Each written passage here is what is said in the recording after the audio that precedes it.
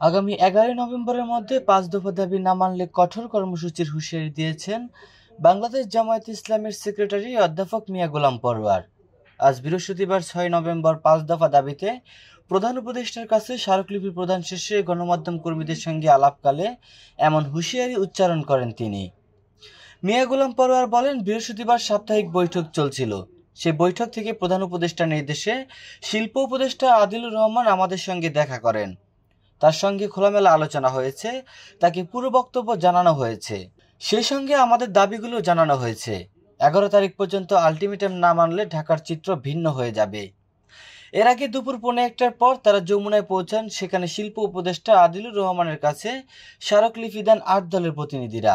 এ সময় আদিলুর রহমান খান বলেন, সরকার রাজনৈতিক দলগুলোকে 7 দিনের সময় বেঁধে দিয়ে অপেক্ষা করছে। এ সময়ের মধ্যে রাজনৈতিক দলগুলো যদি সম্মিলিত সিদ্ধান্তে পৌঁছাতে ব্যর্থ হয় তাহলে সরকার নিজস্ব সিদ্ধান্ত গ্রহণ করবে।